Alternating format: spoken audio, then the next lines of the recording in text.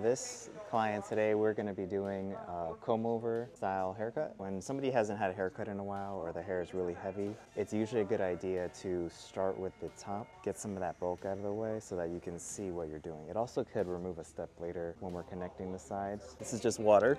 This is not whiskey. Do you like having the hard part in your hair? You think it makes it easier to find the part in the morning when you're... Yeah, I guess so. Yeah. With really thick hair, one tip, if you have a comb over style haircut, then you can ask your barber to put a hard part in the hair so that it'll make the part easier to find in the morning. And it doesn't have to be a super thick part. Even a nice subtle part will make it just a little bit easier to style your hair in the morning. This is about the average for your haircut. So I'm thinking maybe like that much to start with. Does that look about right? We'll start with that. We can always take off more later if you'd like.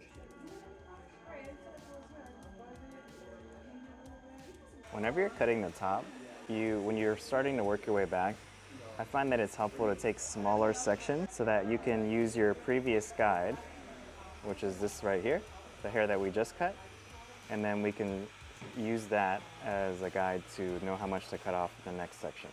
So if you can't find your guide, it's probably because you're using too large sections. You should always be able to see a little bit of the previous hair that you cut whenever you move to a new section of your hair. The benefit of using scissors for cutting the top versus clippers is that you can leave the front longer, or you can leave certain parts of the hair longer, whereas a clipper guard will make everything exactly the same length. So, which is better for certain types of hairstyles, but not in this case. You don't even have to be that good, I think, at cutting with scissors, as long as you make it a habit to whenever you do your first pass, let's say I cut from front to back, that I step to the side like this and I do what's called cross-checking. So if I cut from front to back, then I want to stand to the side and I want to pull it up like this, and I want to look for any uneven spots. So I find that you don't even have to be super precise with scissor cuts as long as you check it. So if you cut it from front to back, then you check it from the side. And if you do that every time, then your scissor cuts will come out way more even. That's probably a good length to leave the top for now, and then it's like you normally leave a ledge right here, like a ledge meaning like it's a little longer so that it lays down when you part it. So it gives you a little bit more balance on each side. Or you could just go right up to this line and have the hair short. That would be like less maintenance. As a client, if you're not sure whether you want to leave a ledge here for your comb over or just take it short all the way up to the line, generally it's a good idea, if you're not sure, go with the option that leaves more hair, because you can always take it off. So that's actually what I'm going to recommend for you. Let's just leave a ledge for now. We'll see how it looks, and if you hate it, we'll just buzz it off. I'm going to start with my number 4 guard, which is going to leave the hair 1/2 inch long after it's cut. I'm going to leave the lever closed, which is going to get it closer to that 1/2 inch mark. If I were to open up this lever, it would probably add another 1/2 inch or so to this guard. So we're going to close it and debulk his hair starting with this. One tip that I learned cutting hair is that if you are just doing this right here, this will cut the hair, but I find that you get a lot more even cut if you help feed the hair into the clipper like that. So instead of just doing this right here, what you want to do is grab a little bit of the hair above it and hold it down so that it feeds into that clipper a little bit easier.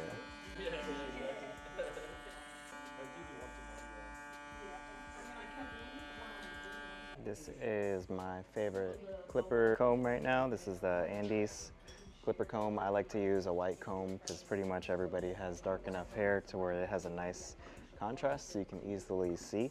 So I'm going to use this to just get a little bit more of this hair out of the way. This isn't like a super precise blending technique, but this is just so I can see a little bit of what I'm doing when I'm working with the zero, trying to fade this in right there. And if you're using a clipper to do clipper over comb, then what I found is that if you are working below the parietal ridge here, then you want to have your hand underneath the clipper like this. If you get to the point where I think if you find your body position struggling like this, then you want to flip the clipper up like that and screw like that. So if you pay attention to your body when you're cutting hair, is if you're finding yourself leaning to do this, then you want to flip your hand position so that it can be, your body can be upright and you can be a little bit more comfortable.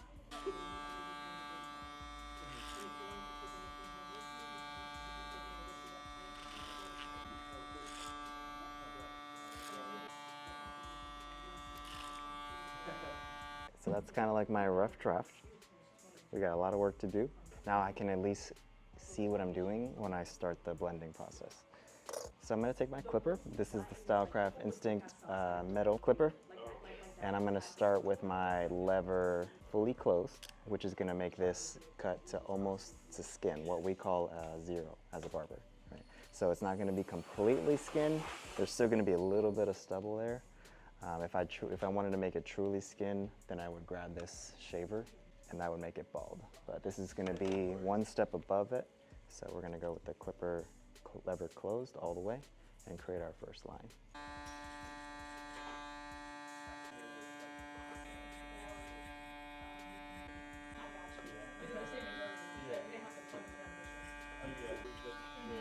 I'm using the mirror on his right side to check to see both sides are even. They look pretty close to me. One of the most important steps of the haircut, because if it is uneven, it doesn't matter how good the fade is. So this is the first step to making sure that the haircut is balanced on both sides. Closing the clipper lever all the way makes the clipper cut the shortest. The more you open the lever, the longer it leaves the hair.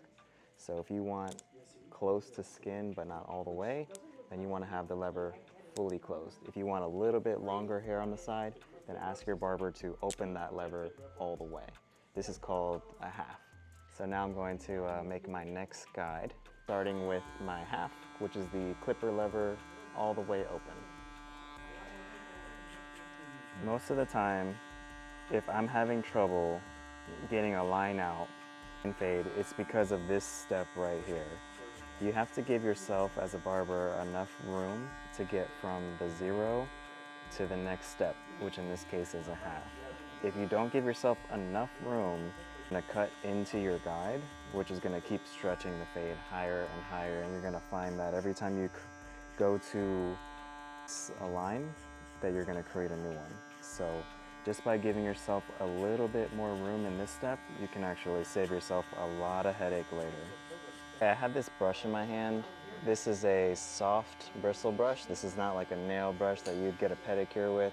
But you want a soft brush to clean that hair away while you're fading, but not scratching the client's skin. So I always recommend, if you're working with less than, I would say, a number 2 guard, so less than a number 2, then you want to have a brush in your hand. It helps clean the area that you're working with, and you can clean your clippers off in the middle of a haircut with it. More of a comfort tip for barbers, but when you're cutting around a client's ear, I always like to fold their ear out of the way.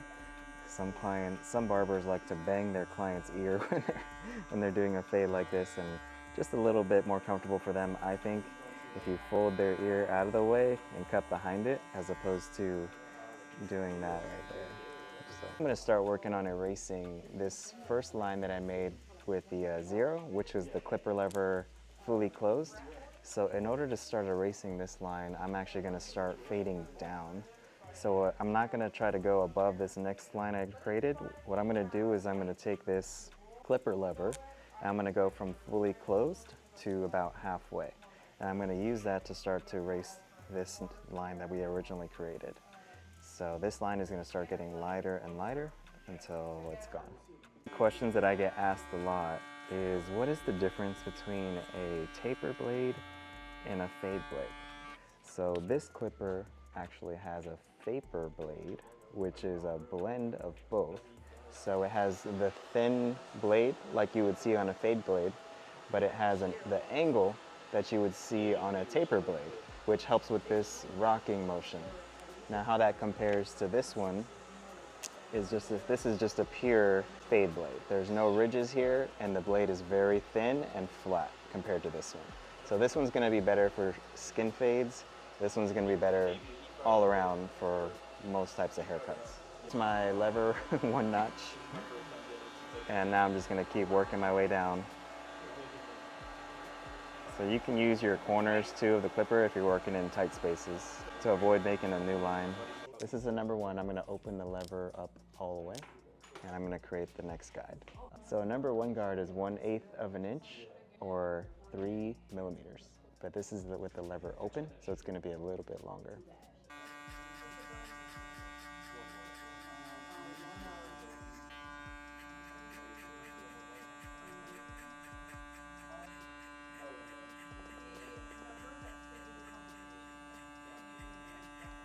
So this is the number one guard. If you're not sure if you should do a number one or a two, you can actually do half sizes in between. So you don't have to go from a two all the way down to the one. If you want to go a little bit shorter than what you normally do, you can actually ask your barber to do a half size, which they open the lever up all the way, which means it's going to be not as short as a true number one. So if you want to go shorter than your usual haircut, then ask your barber to do a half jump instead of changing the whole guard, and it won't be that big of a difference. Back to the one. So now we're going to do a number one guard fully closed and start working on erasing this line. My guides are getting a little bit smaller now as I'm getting closer to the top because I don't need to have as much room since I got past that point earlier. So once you get past the hard part of the haircut, you can start making your guides a little closer together since you won't need as much room to blend. But using the corner is usually a good idea, just in case. I used to have a barber back in the day. I think she was newer to using clippers or something, but one thing you notice that a lot of barbers do is that they keep the clipper on the scalp as they're cutting. But what this barber was doing, she was doing this, which as you can imagine could be a little bit uncomfortable if you're getting that on the side of your head for 45 minutes. So if you want to keep your client comfortable, just keep that clipper on their scalp instead of doing this right here and banging their clipper against the side of their head for an hour. All right, next step, I'm going to take my half guard, which is going to leave it 1/16 of an inch. I'm going to start with the lever halfway open and start working on erasing that line there at the bottom. This is going to be a step where I'm going to have to play with the lever a lot. You just kind of play with the lever until you find the right length that erases that line. Definitely important to use the corners in this step. And I'm just listening to hear how much it cuts. If it's not cutting anything, I'll lower it. If it's cutting too much, I'll open it. All right, next step is the number two guard. At this point, I'm not going to be using the lever that much, so I'm just going to have the lever closed going forward, probably most of the time. Time to make the next guide. I'm going to switch to my comb now.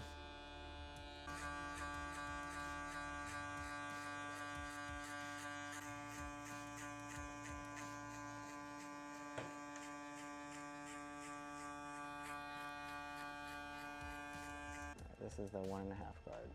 Whenever you're using a clipper and you have a guard on the clipper, always put your finger here because these guards can actually pop off and leave somebody with a patch in their hair. So first make sure it's secure and you hear that snap, then it's always a good idea to put your finger right there when you're using it, just in case. This is the one open. Working on erasing this line here. This is a 3. The number 3 guard leaves it 3/8 of an inch long. Switch back to my comb. This is the number 4 again. Try to use this to tie everything into the top. How did you find out about us, Alex? Instagram. Through Instagram? Yep. Yeah.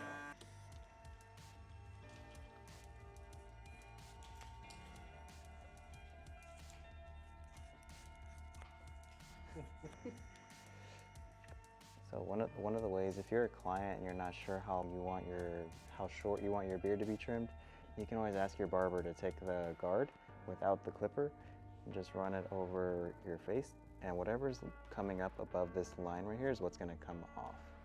So this looks like it's going to take maybe 1/4 inch off all around. 0 in some places, and maybe 1/4 at the most. Is that okay, or do you want to take less off than that? Less. Less? So, or I can do this, but I can do it with the lever open because the 4 isn't gonna do anything.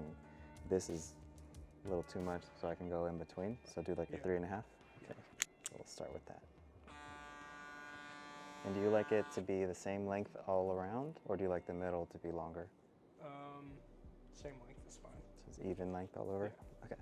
When you're describing how you want your beard trimmed to your barber, if they don't ask, make sure to specify whether you want to keep the middle longer so that it's tapered and longer in the middle, or if you want the same length all over, because some barbers won't ask, and you might end up with your beard way too short if you're trying to grow the middle part out. So if you want the tapered look, then just ask your barber to leave the middle longer.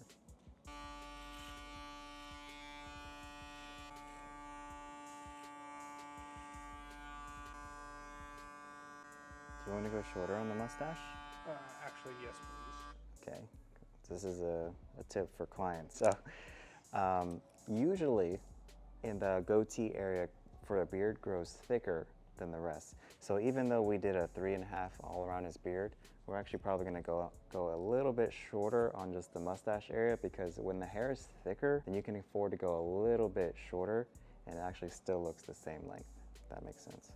Yeah. Right, so we'll probably do like a 2 right there, and then it'll look like a 3 though, with how thick your mustache is.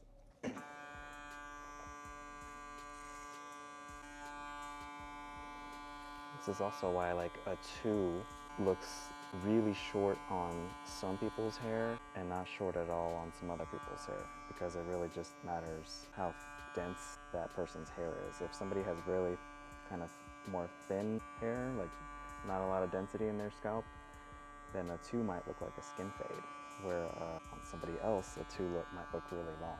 Just blending in your sideburn area a little bit, just so that area grows out a little slower. And looks neater, longer. All right, cool. So now we're gonna do the trimmer work, which is like the detail stuff. I'm gonna use my trimmer to just clean up the edges, clean up his beard. One of the things that really helped me as a barber getting nice straight lines is before the trimmer touches the client's skin, some part of my hand is gonna touch the skin first, because then it's gonna help stabilize my hand. So this is what that looks like. So before I put the trimmer on his skin, I'm gonna use some part of my hand, like my pinky in this case, to stabilize my hand so that it's not shaking from drinking too much caffeine. That's actually why I had to learn how to do that. I was like coming into the barbershop in the morning after having way too much caffeine and my hands were shaking, and I'm like, I have to have some way of stabilizing my hand. And I noticed from watching the YouTube videos of other barbers, they would always put down a finger first to stabilize their hand before they use the trimmer. That's a useful tip. We're just gonna take a little bit of this shave gel, which is from level 3. It's a clear shave gel, so it's not gonna cover up the lines on the beard that we're using. And we actually like to usually leave it on top of the towel warmer, because it helps kind of warm it up a little bit before putting it on the client's skin. It's 2 degrees above room temperature. Sitting on the towel warmer. Another benefit of using clear shave gel like this is that if you have any bumps or moles that you're trying to avoid, this won't cover them up. That means it will reduce the chances of you cutting your client if you use a clear shave gel when you're shaving. And I like to put the shave gel on before I put the hot towel, just because it gives that shave gel more time to soften the hair. Because when I shave at home, I try to leave the shave gel on as long as possible, because I feel like the longer you leave the shave gel on, the softer it makes the hair. So I usually put it on before the hot. You put some aftershave on there just to make it smell. It doesn't actually do anything, just makes it smell nice. Is that okay? Yep. All right, so here's how I load my razor. This is a level 3 milli clutch razor. I'm gonna take my Dorco and then I'm gonna snap it in half like this. And tear it open. The other half goes right there. And this is gonna come out. I'm gonna pinch the razor holder like this and put it in there. Now it's ready to go.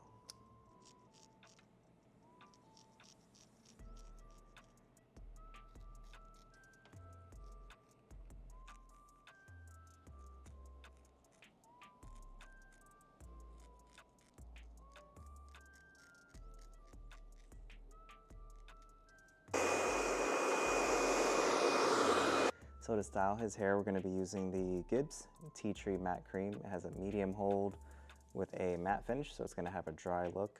And since we already dried his hair, it's pretty close to dry. We don't need too much of this product. So what we are going to start with, probably something like that. And we're just going to warm it up in our hands and then put it in his hair. It's going to go on white, but once it dries, it'll have a matte finish. So it'll look like there's nothing in there.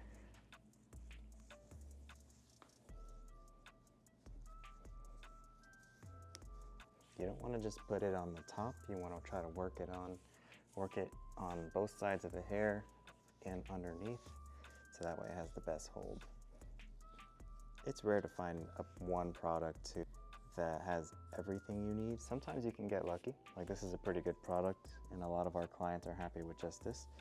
But if you find that you need a little bit more hold or something, you can always add a hairspray or something on top to give that extra hold throughout the day. And then you can use a wide tooth comb like this, or your fingers, to give it a little bit more of a look.